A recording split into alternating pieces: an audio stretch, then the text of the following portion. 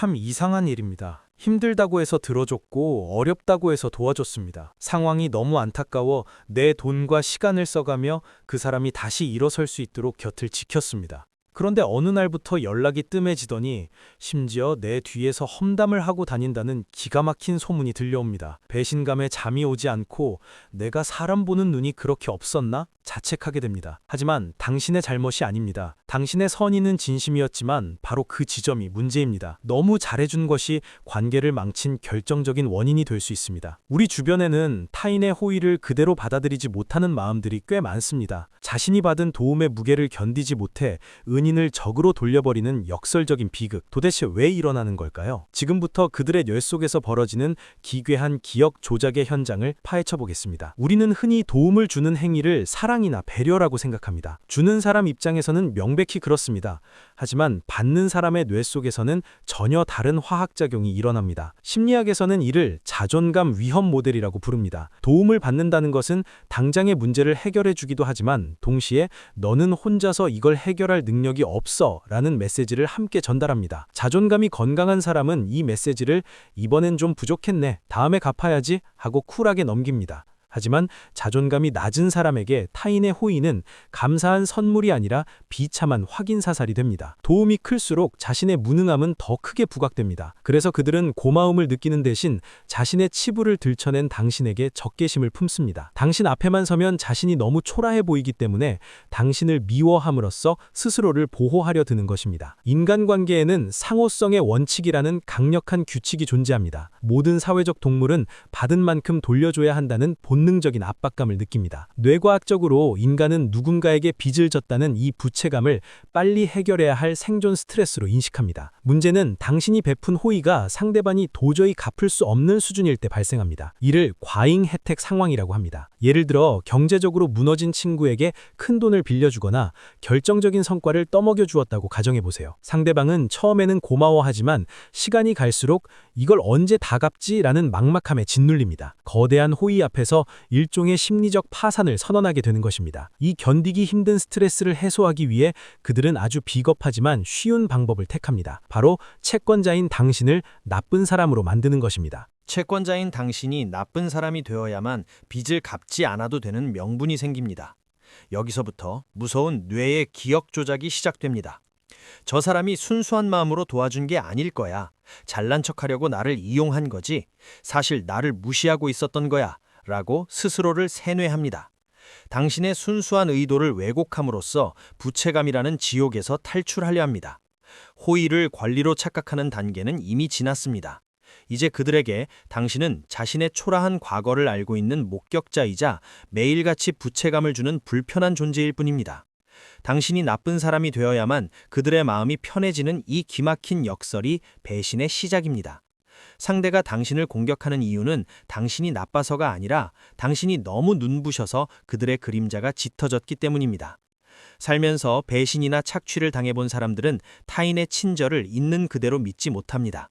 이들의 뇌는 호의를 위험 신호로 감지합니다. 나중에 더 큰 걸 뺏어가려고 저러는 거야 라는 편집증적 의심이 작동하면 그들은 당신이 배신하기 전에 먼저 당신을 배신합니다. 이것은 그들에게 일종의 선제적 방어입니다. 당신을 공격하려는 게 아니라 자기가 다치기 싫어서 먼저 관계를 끊어버리는 생존 본능인 셈입니다.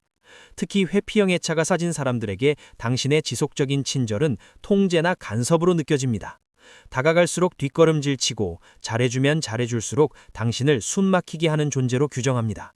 도움은 받는 사람의 그릇에 따라 맹독이 될 수도 있다는 사실을 반드시 기억하십시오. 우리는 사랑으로 주었지만 상대는 전쟁으로 받았습니다. 처음에는 고마워하던 사람이 어느새 당연하다는 듯 더 큰 것을 요구하기 시작합니다. 이는 상대가 당신의 경계를 만만하게 보고 있다는 증거입니다. 당신의 무조건적인 자비는 상대에게 이 사람은 내가 어떻게 해도 나를 도와줄 호구라는 인식을 심어줍니다. 자존감이 결여된 사람은 타인의 에너지를 빨아먹으며 자신의 구멍난 자존감을 채우려 합니다. 당신이 10번을 잘해주다가 딱 한 번 거절하면 그들은 그 한 번을 나를 버리는 신호로 받아들입니다. 지난번의 모든 호의는 삭제되고 오직 분노만 남습니다. 이런 사람들에게 당신의 선의는 밑 빠진 독에 물 붓기입니다.